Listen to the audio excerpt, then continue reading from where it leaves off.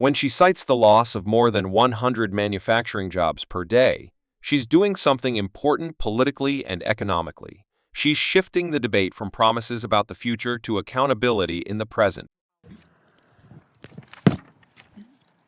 Mr. Secretary, during the campaign, the president made a lot of promises about trade policy. And I quote, he would put more money into our pockets and create millions and millions of new manufacturing jobs. I mentioned earlier in my opening remarks, I think hardworking families are not really feeling this reality. The president's tariffs have exacerbated the cost of living crisis that people are experiencing today.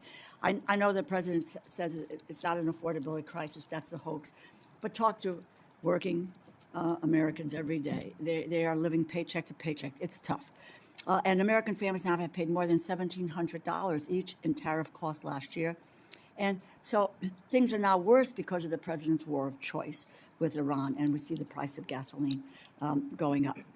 The president made promises also about manufacturing, and the U.S. trade deficit in manufactured goods was $62 billion higher in 2025 compared to 2024. Not exactly the manufacturing renaissance that was promised. So let me ask you, Secretary, and I asked Ambassador Greer the same question last week, and let me ask this of you.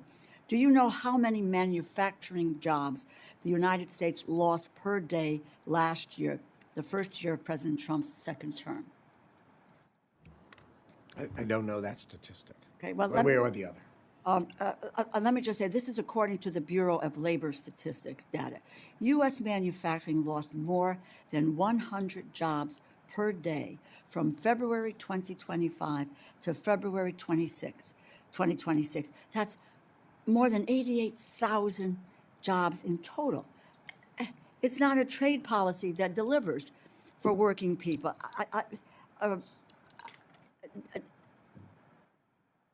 Do we not calculate the number of jobs lost? And what do we think? What do we think about that? You know, this is really pretty extraordinary when we were supposed to, be producing all of these manufacturing jobs. I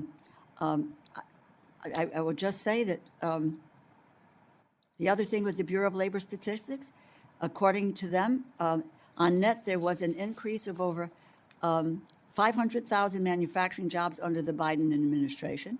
And I don't want to have to talk about the Biden administration, but you all have been here for well over a year, and we now need to measure your performance against standards that you set. There is a decline in manufacturing jobs that we've seen in the first year. So let me ask you what your response to that is, in the decline of manufacturing jobs. The tariff and trade policy of President Trump and this administration is to bring manufacturing back to America.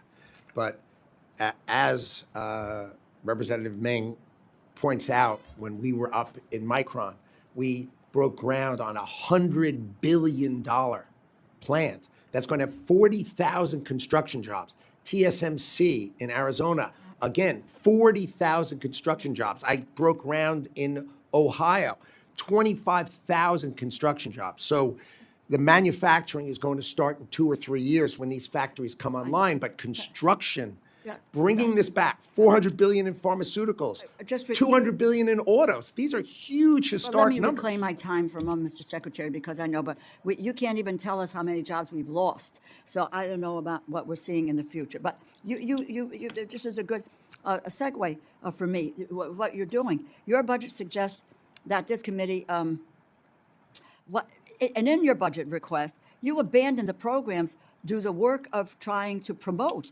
American manufacturing. Just look at you zero out the Manufacturing Extension Partnership, which provides small businesses with tools, training, resources to grow, innovate, remain competitive.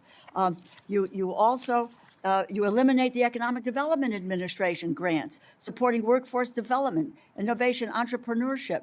And let me also say, it's worth noting that in your confirmation hearing, you opposed cuts to EDA, and it's now going to be eliminated. You've got the International Trade Administration, the Global Markets Program.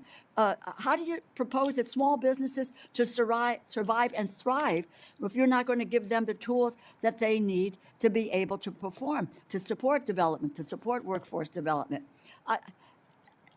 it's just incomprehensible. You mentioned these very large projects that you're doing, but you're cutting all of these efforts off to deal with small businesses and their ability to be able to succeed and to grow manufacturing.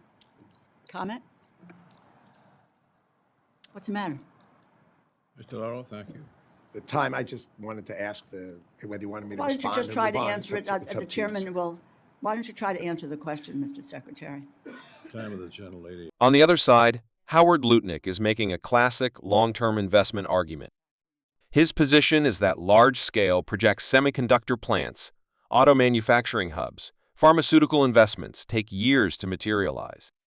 From that perspective, the construction jobs he mentions are a leading indicator, not the end result. In economic terms, he's arguing that the policy is still in its lag phase, where costs are immediate but benefits are delayed.